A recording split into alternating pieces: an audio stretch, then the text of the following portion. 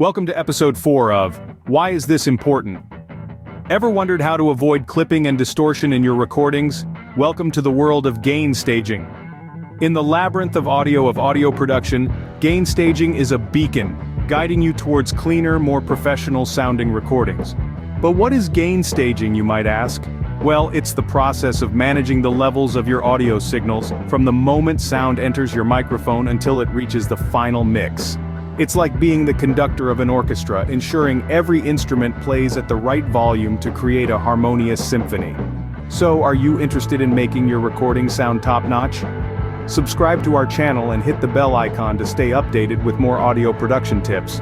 And don't forget to share if you find this information valuable. And thank you for watching episode 4 of Why Is This Important? So, why is gain staging so important? Imagine baking a cake. If you use too much flour and not enough sugar, your cake might turn out dry and bland. Similarly, if your audio levels are not balanced, your recording might sound distorted or lackluster. Proper gain staging allows you to maintain the integrity of your audio, avoiding clipping, and ensuring your recording sounds as clean and crisp as possible. Now let's talk about vocals versus instruments. Gain staging for vocals and for acoustic or electric guitar, for instance, not a one-size-fits-all. Each requires a unique approach. When recording vocals, your primary concern is capturing the dynamic range of the human voice. From a whisper to a shout, you want to capture every nuance without distortion. Therefore, setting your gain levels correctly is crucial. On the other hand, when recording an acoustic or electric guitar, the focus shifts to capturing the character of the instrument.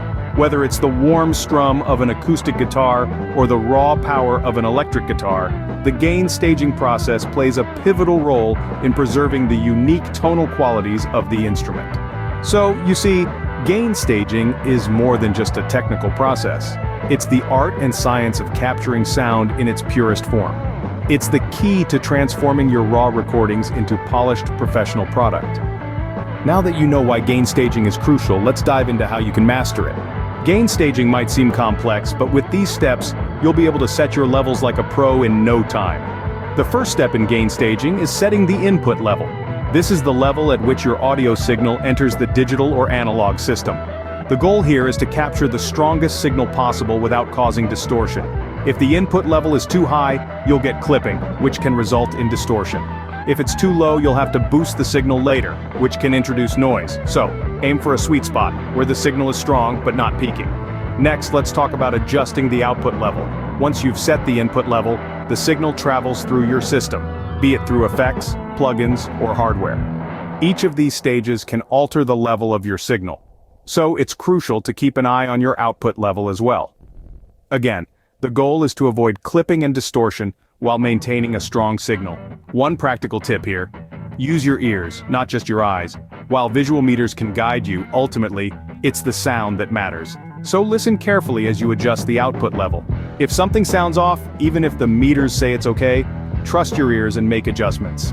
The final step in gain staging is balancing the mix.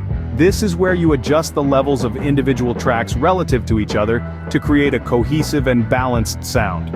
This might involve turning down the vocals to let the guitar shine or boosting the bass to give the track some punch. Balancing a mix requires careful listening, patience, and a bit of creativity. It's a subjective process, so don't worry if your mix doesn't sound perfect right away. It's all part of the learning curve. A practical tip for this stage: start with your most important elements and work your way down. If the vocals are the star of the show, start there and adjust the other elements around it. So, to sum up, gain staging involves setting the input level, adjusting the output level, and balancing the mix. Each step is crucial in shaping the sound and avoiding issues like clipping and distortion. Remember, the goal isn't to achieve the loudest mix, but the best sounding one. Remember, practice makes perfect. Don't worry if you don't get it right the first time. The more you work with gain staging, the more comfortable you'll become with it, and the better your mixes will sound. So, roll up your sleeves, trust your ears, and start making some great sounding music. While you can do gain staging manually, there are also various types of hardware and plugins that can assist in the process. The world of audio engineering is vast and complex, yet at its core it's all about understanding and manipulating sound. That said, let's delve into the different types of hardware and plugins that can be used for gain staging. First, let's talk about hardware. Preamps and audio interfaces are essential pieces in this puzzle. Preamps amplify the signal from your microphone or instrument, preparing it for further processing. They're crucial for setting the initial gain stage, ensuring that the signal is strong enough to be worked with, but not so strong that it causes clipping or distortion. Audio interfaces, on the other hand, convert the analog signal from your preamp into a digital signal that your computer can work with. High-quality interfaces are known for their ability to maintain the integrity of the signal, minimizing noise and distortion. Now, let's switch gears and talk about plugins. There's a wide range of them designed to assist with gain staging. For example, metering plugins are incredibly useful. They provide visual feedback on the level of your signal, helping you keep it in the sweet spot. Then there are gain plugins. These simple yet powerful tools allow you to adjust the level of your signal right within your digital audio workstation. This is especially useful when working with multiple tracks, as it allows you to balance the levels of each track relative to the others. Dynamic range processors such as compressors and limiters can also play a role in gain staging. They help control the peaks of your signal, preventing it from clipping while preserving the dynamic range. Whether you're using hardware, plugins, or a combination of both, these tools can make the process of gain staging more efficient and precise. But it's important to remember that they're just tools. They can help you get the job done, but they can't do it for you. Just remember, no piece of equipment can replace a good understanding of gain staging. Even seasoned pros can make mistakes when it comes to gain staging. Here are some common pitfalls and how to avoid them. First off, one of the most common mistakes is setting the gain levels either too high or too low. When the levels are too high, audio clips and distorts. This distortion, while sometimes used for creative effects, is typically undesirable and can ruin a good recording. On the other hand, if the levels are too low, the signal might be drowned out by the noise floor, leading to a weak, unclear sound. So how do you avoid this? The key is to aim for a sweet spot in the middle. Be mindful of your meters and try to keep your peaks around the halfway mark. This will give you a healthy signal without risking distortion. Next mistake? Not paying attention to the signal chain. Each piece of equipment in your signal chain, from the microphone to the preamp to the interface, affects the overall gain. If one link in the chain is too weak or too strong, it can throw off the whole balance. To avoid this, remember that gain staging is a process. Start at the source and adjust each piece of equipment in turn, making sure the levels are balanced throughout the chain. Another common mistake is overlooking the difference between peak and RMS levels. Peak levels are the highest points in the audio waveform, while RMS, or root mean square, represents the average level of the audio. Ignoring the RMS can result in a recording that sounds either too loud or too quiet, despite the peaks being within range. To avoid this, use a metering plugin that shows both peak and RMS levels. This will help you strike a balance between the two, ensuring a consistent, clear sound. Finally, don't forget that gain staging isn't a set-it-and-forget-it process.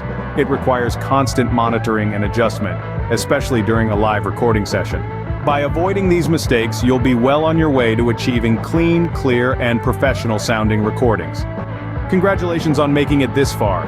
You're now equipped with the knowledge to tackle gain staging head-on. We've journeyed through understanding its importance, to mastering a step-by-step guide for setting levels to avoid clipping and distortion. We've delved into the world of hardware and plugins that can assist in the gain staging process, exploring the variety without naming names. Plus, we've shed light on common mistakes and how to sidestep them. Remember, the art of gain staging is a balance. It's about ensuring optimal signal quality without introducing unnecessary noise or distortion. Whether you're recording vocals, an acoustic guitar, or an electric guitar, the principles remain the same. So go on, experiment with different settings and equipment. Practice makes perfect. We appreciate you listening to this episode of Why Is This Important? We hope you find value here.